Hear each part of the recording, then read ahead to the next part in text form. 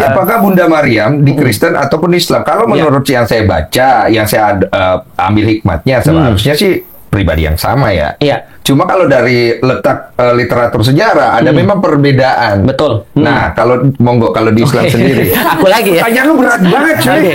Serius. Ya.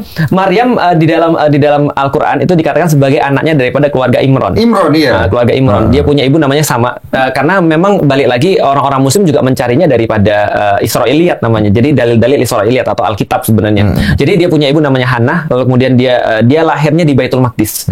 Jadi kalau dalam bahasa Ibrani Bait Hamikdas ya. Dia lahir di situ di daerah Masjidil Aqsa yang sekarang. Dan pada saat itu ibunya pengen banget bahwa dia itu jadi seorang laki-laki. Karena yang boleh melayani Bait Allah pada saat itu adalah laki-laki. Iya. Tapi ternyata pas lahir perempuan. Wanita. Nah, wanita. Maka kemudian ibunya kayak, ya aku udah niatin untuk laki-laki, untuk kemudian di Bait Hamikdas gitu kan ya. Tapi ternyata yang lahir adalah perempuan. Wanita. Tapi karena punya ordal, punya orang dalam. Karena entah ada dua pendapat, ada yang bilang sepupu, ada yang bilang ponakan.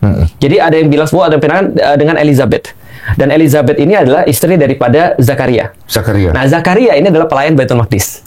Jadi dia adalah nabi yang melayani Baitul Maqdis pada saat itu. Maka Maryam ditempatkan wakafalaha Zakaria, dan dia ditempatkan pengasuhannya di bawah Zakaria dari keluarga Imron tadi.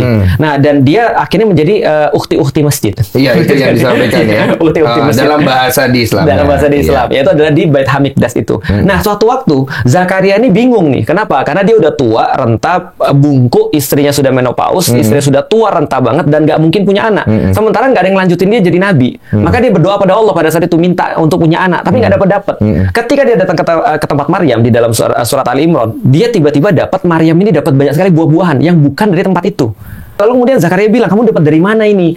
Maryam bilang sederhana, ini dari Allah. Lalu kemudian ketika dia dengar dari Allah, dia datang ke tempat doanya Maryam, mihrabnya. Lalu kemudian dia di sana berdoa, disitulah Allah jawab dia dapat Yahya atau Yohanes Pembaptis nanti. Nah, jadi ketika dia dapat Yahya, Yahya ini duluan lahir daripada Yesus, akhirnya Isa. Nah, jadi ketika dia berdoa di mihrabnya Maryam, dia dapat Yahya, langsung dijawab. Ketika itu Allah bilang, sama aku pikir cerita di dalam Alkitab, Allah bilang bahwasanya kamu tidak akan bisa ngomong 3 hari. Kecuali dengan isyarat. Nah, lalu kemudian benar dia nggak bisa ngomong 3 hari. Setelah itu terus kemudian istrinya mengandung. Nah, ketika istrinya mengandung, diberikanlah nama Yahya atau Yohanes yang nanti akan membaptis Yesus. Nah, setelah kasus itu baru Maryam disamperin sama malaikat Jibril.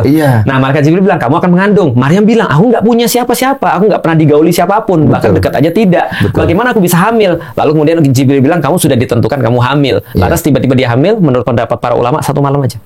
Satu malam tiba-tiba langsung jadi besar. Langsung besar. Nah, bayangin ukti-ukti masjid yang nggak pernah disentuh siapapun, tiba-tiba hamil.